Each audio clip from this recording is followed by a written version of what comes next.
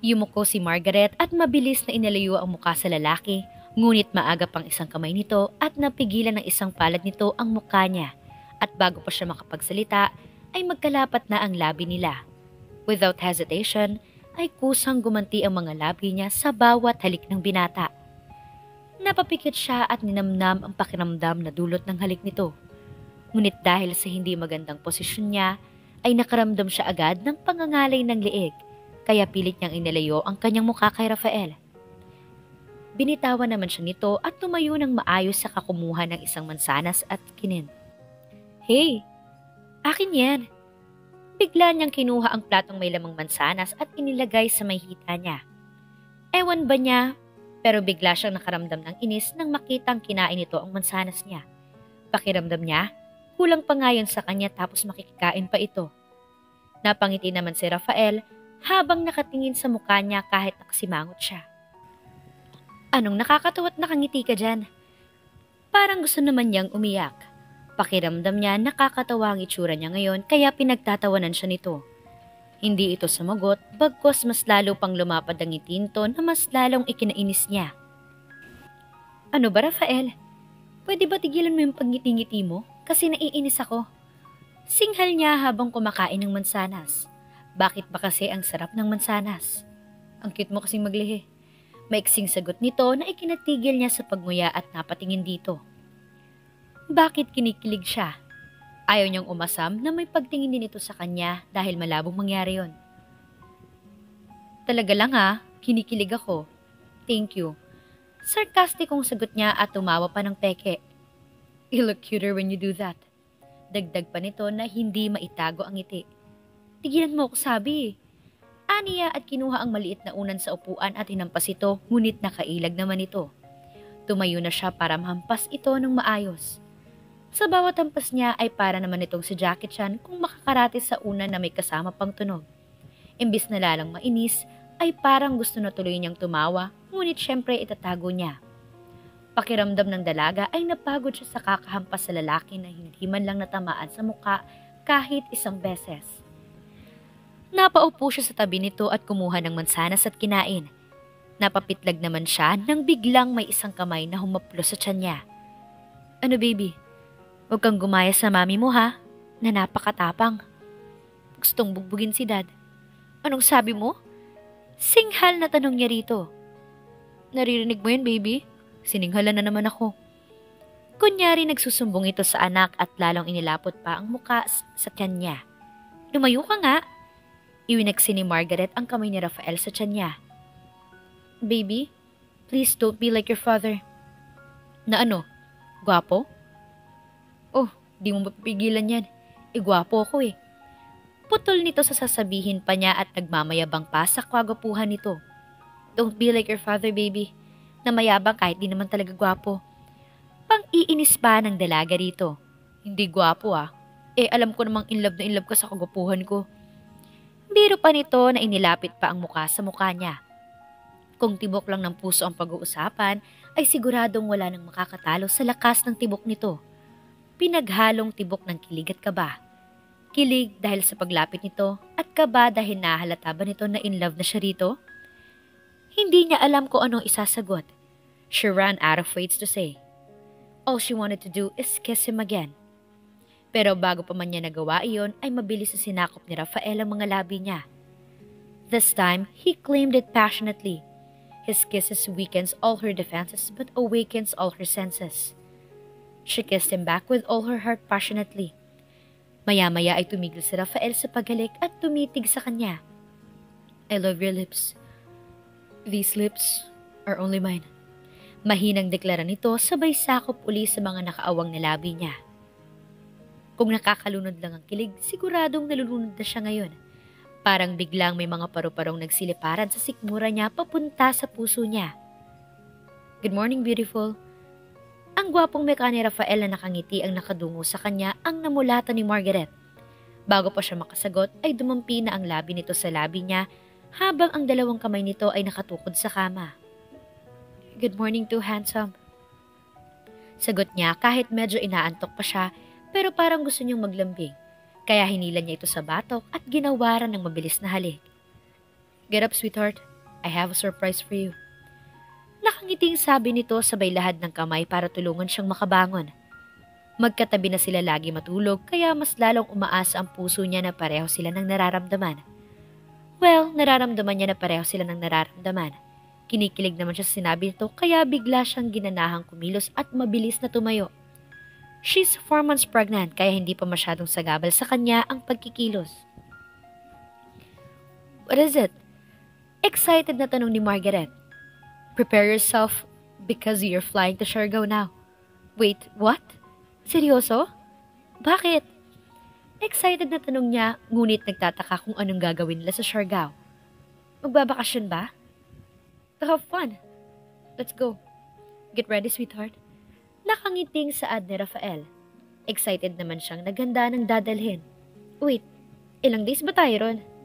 1 week. Mas lalo siyang nagalak, although dagat pa rin yung pupuntahan niya pero yung pakiramdam na makakalabas siya at makakapagbakasyon kasama si Rafael ay isang malaking kasiyahan sa kanya. Mabilis siyang pumunta sa banyo at naligo pagkatapos ay nag-impake ng ilang gamit.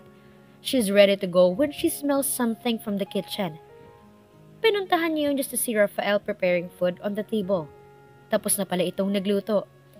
Nahuhulog na talaga ang puso niya. Walang makakasagip nito dahil in love na talaga ito kay Rafael. Every morning ba naman ay maaga itong gumigising at pinaghahanda siya ng masarap na agahan. What makes it more special ay may kusinera naman sila pero gusto ni Rafael na ito ang magluluto para sa kanya ng agahan. Breakfast is ready. Kailangan ni baby at ni mami kumain bago tayo lilipad. Hindi ba baby? Nakangiting wika nito at hinaplos pa ang kanyang tiyan. Yay! Thank you! Bigla akong nagutom nung maamoy kong dried fish. Dali-dali siya umupo at nagsandok. Request kasi niya yun kay Rafael na kada agahan dapat may tuyo kahit konti lang dahil iyon ang papasarap sa kanin niya. Nawawalan kasi siya minsan ng ganang kumain at lagi niyang hinahanap ang tuyo. Umupo na rin ito sa harapan niya at nagsandok ng sinangag na kanin. May tosino, sunny side up eggs, pritong bangus, dried fish, toasted bread, different kind of jam, butter, fruits and milk para sa kanya at kape naman para rito. Masaya silang kumain at nang matapos ay umalis na rin agad sila. Ang kasambahay na ang bahalang maglinis doon. 9:30 pa lang ng umaga ngunit medyo mainit na ang sikat ng araw. Dumiretso sila sa may airport. Iginarahe ni Rafael ang sasakyan sa parking area at iniwan ito ron.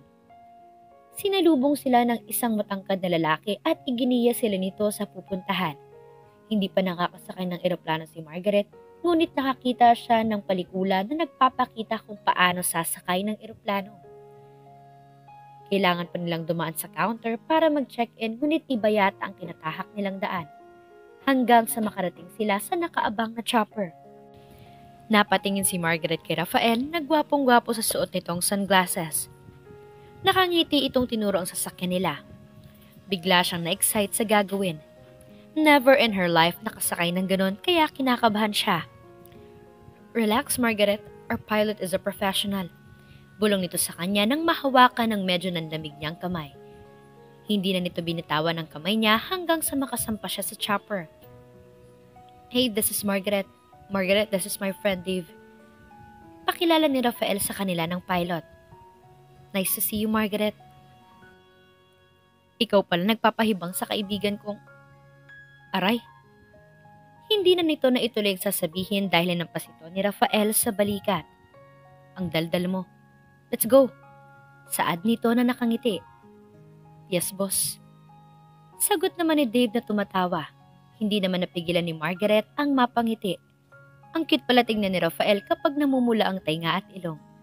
Parang teenager na nabuking na may crush sa kanya.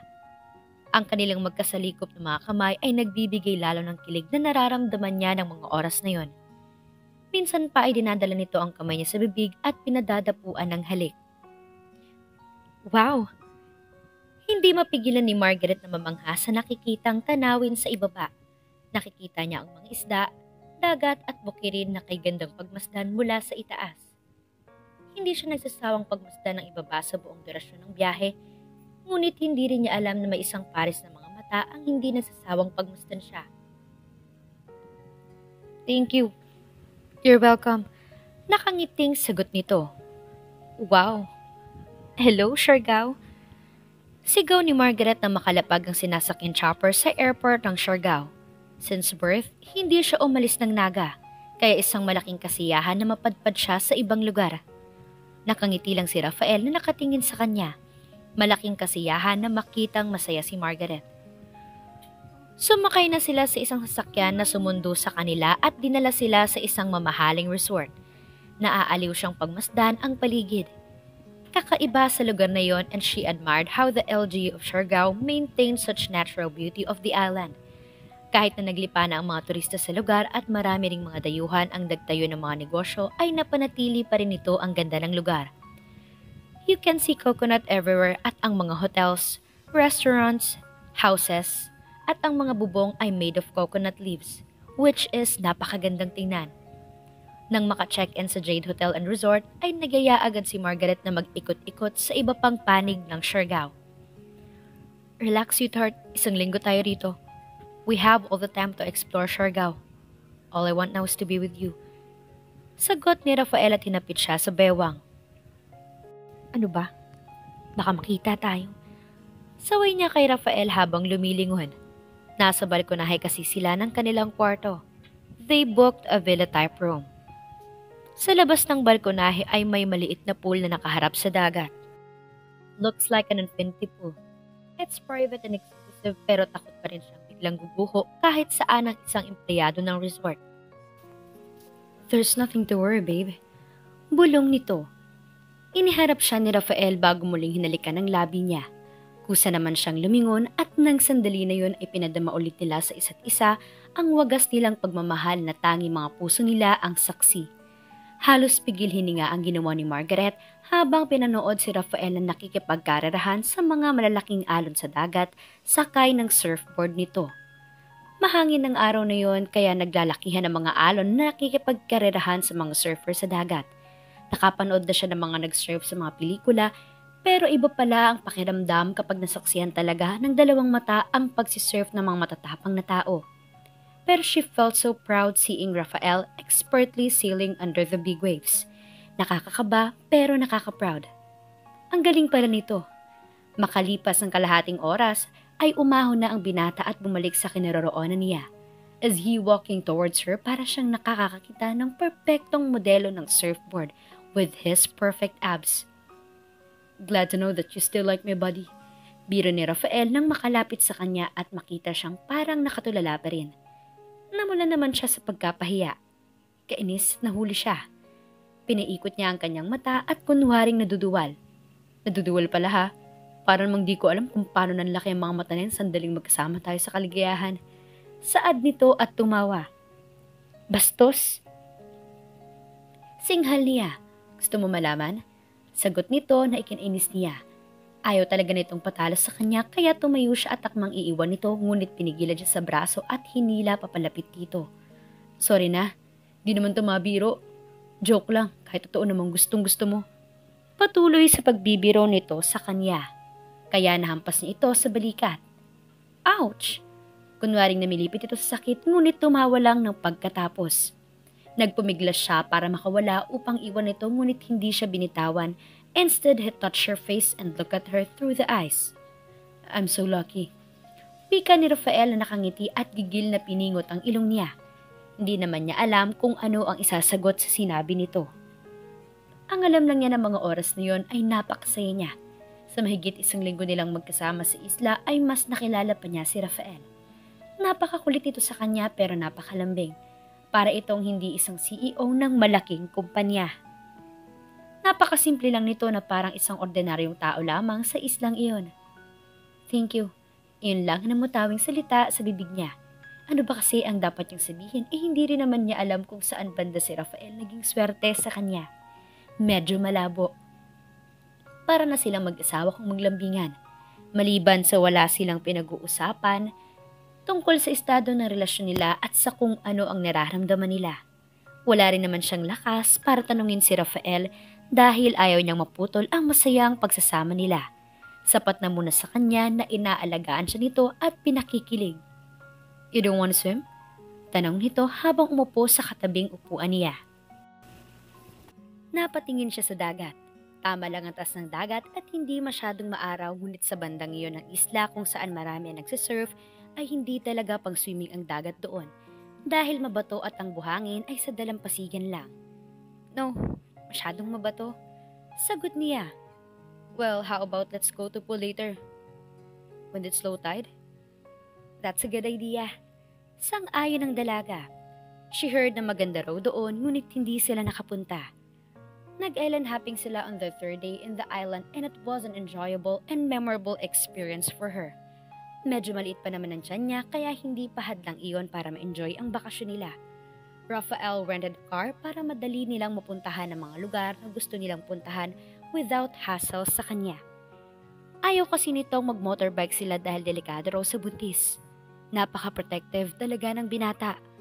He never stopped making her fall in love with him all the time. Maya-maya ay umuwi na muna sila sa villa para makaligo at makabihis si Rafael bago mananghalian. They went to Hansel Restaurant. It's an Italian restaurant but they serve international cuisine. Their pizza is absolutely delicious. Iyon ang pinakadinadayo ng mga turista sa restaurant na ito. Aside sa masasarap na pagkain ay ang kanilang fast service and good customer service. Tuluyan na kayang umami ng nararamdaman sina Margaret at Rafael? At dito na po nagtatapos ang kabanata ng ating kwento.